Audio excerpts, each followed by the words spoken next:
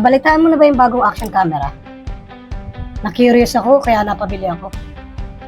Kasi ito raw yung isa sa best action camera ng 2025. Nakita ko nga pala sa page ng Insta, maganda raw mga features niya. Tara, check nga natin.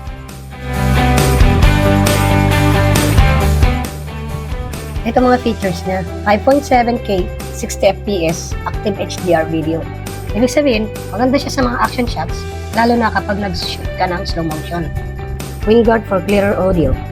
Ito naman kapag mahangin yung location mo or nagmumotor, malinaw ang audio niya.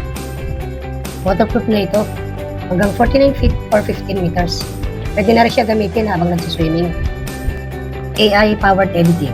Ito naman, pwede mo na siya i-edit sa apps niya. Photo backup to cloud. Pero kailangan, nakasubscribe ka sa Insta360. Ito naman yung 8K yung resolutions niya. Saka 360 degrees yung kaya i-capture ng video or photo. Or yung buong paligid mo, pwede niya ma-video na hindi na kailangan umikot pa.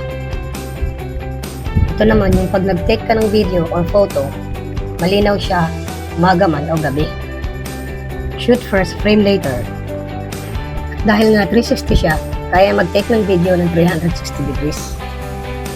Makakapili ka pa ng angle ng camera kung anong i-refer mo. Invisible selfie stick effect, para kang naka-drone. Ito naman yung kapag nag-take ka ng video, stable siya, hindi yung parang naglalag yung video.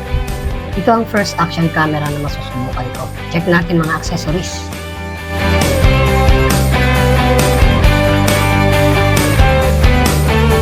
Lens cloth. Ito naman protective pouch. Maganda yung pouch niya, makapal din ang foam. Ito USB-C or Type-C USB cable. Ito naman ang Wingguard sticker. May prepa na sticker para sa motor o kotse. At ito ang warranty card.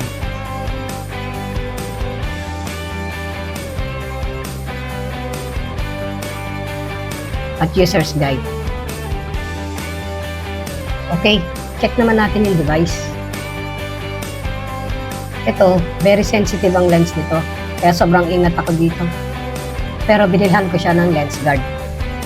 Ito ang power button. Ito naman ang quick switch. Dito naman ang charging port.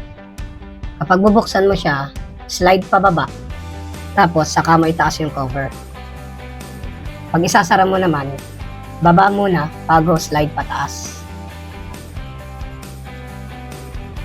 Dito naman yung battery. Press mo na sabay yung clip, tapos hilahin mo pataas.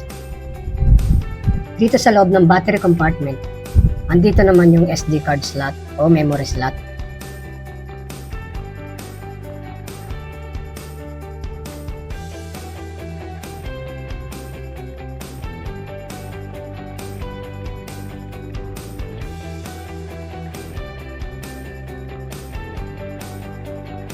Pag ibabalik niyo yung battery, press niyo na sabay yung both sides pababa.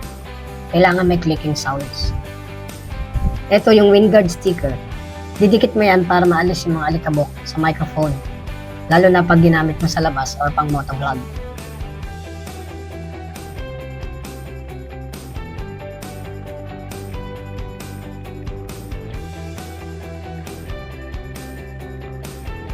Okay, lagay na natin ngayon yung lens guard.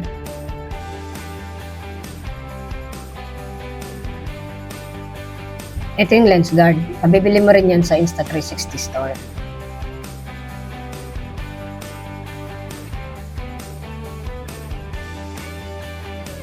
Linisan muna natin yung lens guard. May mga alikabok kasi yan kahit bago pa.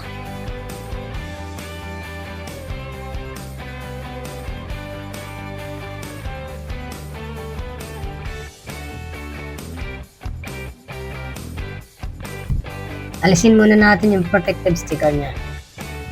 May tamang paglalagay ng lens guard.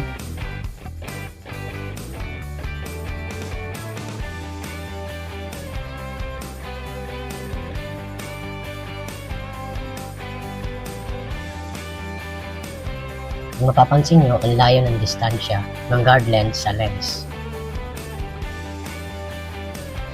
Hanggang dito na lang muna tayo. Kasi inaantay ko pang order na screen protector. Next part, kung paano i-set up ang mga settings at i-activate ang camera sa phone. Magte-take din pala tayo ng mga videos at photo para makita natin kung gaano talaga kaganda ang Insta360. Kung hindi ka pa nakasubscribe, hit the subscribe button para updated ka sa mga bagong gadgets, tutorials, tips, and techniques. Salamat!